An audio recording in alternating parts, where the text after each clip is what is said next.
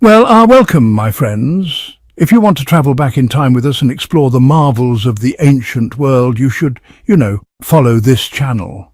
And support us by subscribing, liking, and leaving a comment. It really helps us bring you more stories from the past. The Seven Wonders of the Ancient World. We've all heard the phrase, the Seven Wonders of the World, but honestly, the actual list has changed over time. In this series, we'll start with the Seven Wonders of the Ancient World, then move on to the Seven Wonders of the Middle Ages next week, and finally, the Seven Wonders of the Modern World, which, focuses more on engineering and innovation. So let's start at the beginning.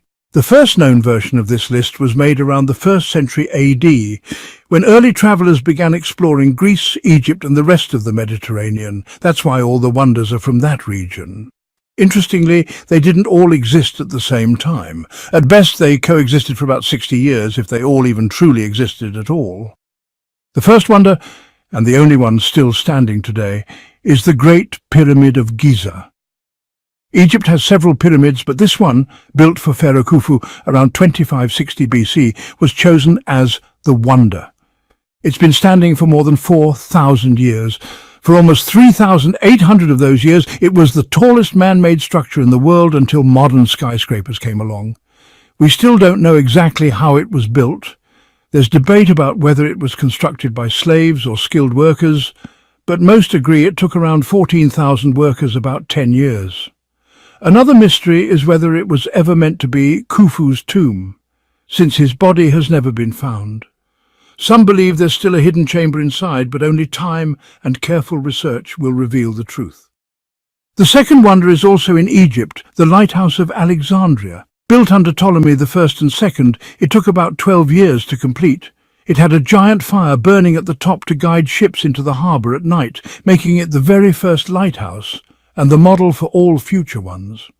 Sadly, earthquakes eventually brought it down, and its ruins sank into the sea. A fortress was later built on top of the remains, so for centuries no one could study it properly. Today, much of it is still underwater.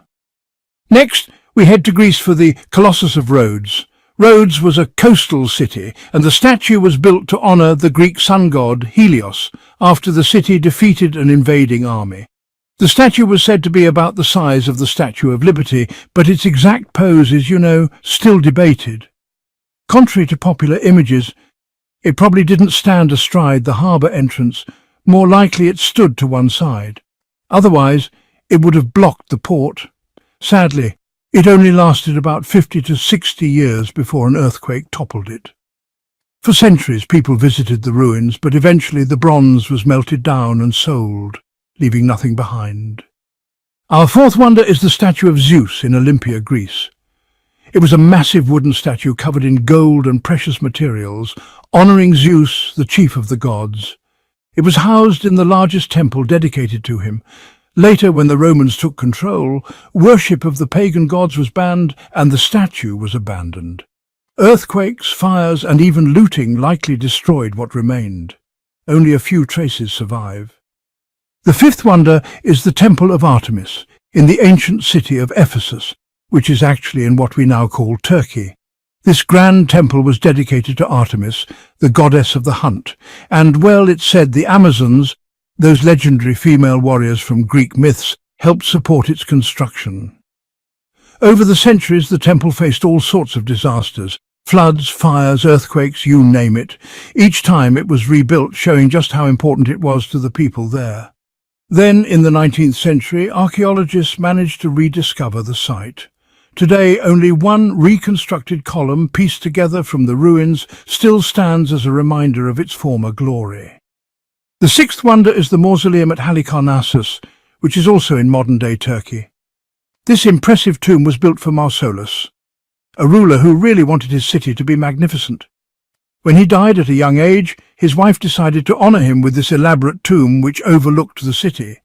It was decorated with statues and, honestly, looked more like a grand temple than just a grave. In fact, the word mausoleum actually comes from his name. Later on, when Crusaders took over the city, they used stones from the tomb to build Bodrum Castle. The remains of Mausolus and his treasures were lost, but the castle still stands today, and if you look closely, you can even spot pieces of the old tomb in its walls. Finally, we come to the seventh wonder, the Hanging Gardens of Babylon. Now, this one is really the most mysterious of them all, since there's no solid proof they even existed.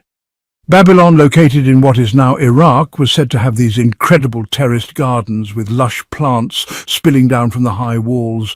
Tradition says King Nebuchadnezzar II built them for his wife. But, some historians actually argue the gardens weren't in Babylon at all, but in Nineveh, built by an Assyrian king. Ancient writings describe something very similar there, which honestly fits better with the evidence we have. Whether the gardens were in Babylon or somewhere else, they remain one of the most fascinating mysteries of the ancient world. Well, that brings us to the end. Thank you so much for listening and joining me on this journey through the wonders of the ancient world. If you enjoyed this, please consider subscribing, liking and leaving a comment. Don't forget to follow the channel for more stories from history. There's always more